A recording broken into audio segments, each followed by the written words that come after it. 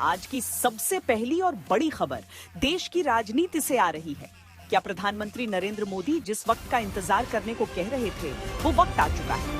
क्या पश्चिम बंगाल जैसे राज्य में विपक्ष को झटका देने और इंडिया गठबंधन में बिखराव के बीच अगले महीने विपक्ष को नया झटका देने और बिखेरने की रणनीति प्रधानमंत्री ने बना ली है? मानसून सत्र संभव है कि अगले महीने शुरू होगा। उससे पहले नरेंद्र मोदी फिर से उस बिल को तैयार करने लगे हैं जिस पर विपक्ष ने एकजुट होकर एक बार जीत का स्वाद चखा है, लेकिन अब हार का सामना करना पड़ सकता है।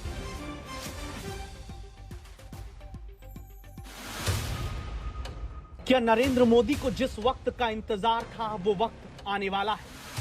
सिर्फ वक्त का इंतजार है। क्या एक महीने के भीतर नरेंद्र मोदी विपक्ष को नया झटका दे सकते हैं? हर रुकावट को खत्म करके रहेंगे, हटा करके रहेंगे।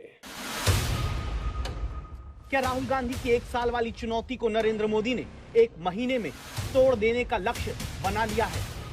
कल हमारे पास संख्या बल नहीं था, लेकिन इसका मतलब ये नहीं है कि हम हार गए।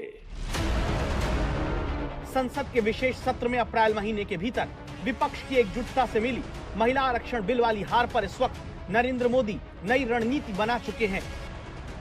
पश्चिम बंगाल जैसे बड़े राज्य में हार के बाद बिखरे हुए विपक्ष को और बिखेर देने का ट्रेलर 18 अप्रैल को प्रधानमंत्री ने दिया था। अब उसकी पिक्चर विपक्ष को मानसून सत्र में दिखा सकती है सरकार।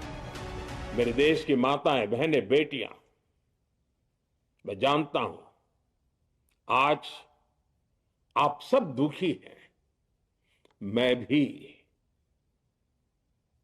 आपके इस दुख में दुखी हूं। लेकिन जब कुछ लोगों के लिए 18 अप्रैल को प्रधानमंत्री मोदी ने राष्ट्र के नाम संबोधन में नारी शक्ति वंदन अधिनियम में संशोधन बिल के पास नहीं होने पर यह बयान दिया था। आज भले ही बिल पास कराने के लिए जरूरी 66% वोट हमें नहीं मिला हो, लेकिन मैं जानता हूं देश की 100%, 100% नारी शक्ति का आशीर्वाद हमारे साथ है। अपने संबोधन में नरेंद्र मोदी ने देश की महिलाओं से एक वादा किया कि भले ही उनके पास आज संख्या बल ना हो, लेकिन वो हार नहीं मानेंगे। सिर्फ वक्त का इंतजार है।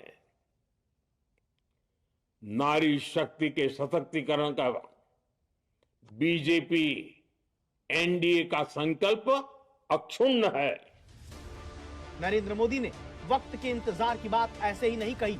शायद वो जान रहे थे कि 4 मई के बाद देश का राजनीतिक नक्शा नई करवट लेगा और सही वक्त में फिर से अपनी कोशिशें वो शुरू कर देंगे। सूत्रों से जो जानकारी आई उसके मुताबिक लगता है नरेंद्र मोदी जिस वक्त का इंतजार करने को कह रहे थे वो वक्त आ गया।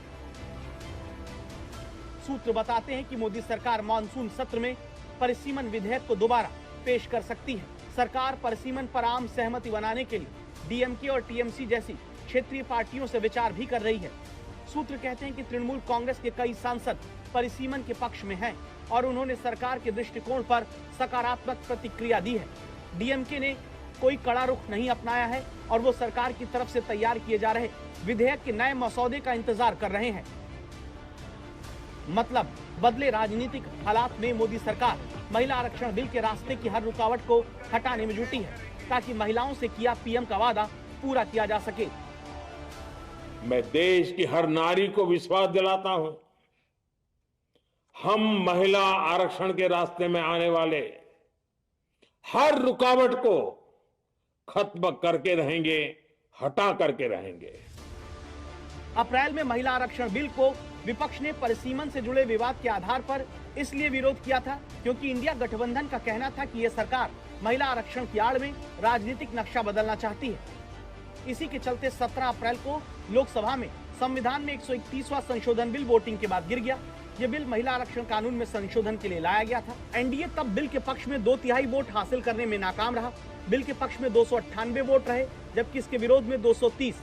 मोदी सरकार को उपस्थित 528 सांसदों में 2/3 352 सांसदों का समर्थन चाहिए था, जो विपक्ष की एकता के चलते तब नहीं मिल पाया। जो पहले 56 इंच की छाती थी, अब नंबर तो नहीं दे सकता हूं, बट 30-32 हो गई है, राइट। तो अब पूरा जो ढांचा था, इतना बड़ा गुब्बारा था, वो इतना बड़ा हो गया। राहुल गांधी और इंडिया गठबंधन ने तब इसे मोदी सरकार की हार के रूप में पेश किया, लेकिन तमिलनाडु और पश्चिम बंगाल में विधानसभा चुनाव के बाद विपक्ष की एकता बिखरती जा रही है। टीवीके के साथ जाने पर डीएमके कांग्रेस से नाराज है, तो तृणमूल कांग्रेस में टूट का खतरा। अगर दोनों पार्टियों के सांसदों को सरकार इस बिल पर अपनी बात समझाने में कामयाब रहती है, तो फिर सरकार की राह आसान हो सकती है। कल हमारे पास संख्या बल नहीं था, लेकिन इसका मतलब ये नहीं है कि हम हार गए। हमारा आत्मबल अजेय है। हमारा प्रयास रुकेगा नहीं, हमारा प्रयास थमेगा नहीं। हमारे पास आगे भी और मौके आएंगे। अगर 22 सांसदों वाली डीएमके बिल को समर्थन देने के लिए राजी हो जाती है और टीएमसी सांसदों का एक धड़ा भी साथ आ जाता है, तो फिर सरकार बिल को पास करवाने के संख्या बल के करीब पहुंच सकती है। डीएमके और टीएमसी के सांसदों की इसी अहमियत को देखते हुए सरकार की तरफ से इस बिल पर उनकी चिंताओं को दूर करने की कोशिश की जा रही है। जिस तरह से डीएमके ने संसद में अलग बैठने और 8 जून को इंडिया गठबंधन की बैठक में न आने का ऐलान किया है, उसे सरकार के इस मिशन को लेकर सकारात्मक संदेश भी माना जा सकता है।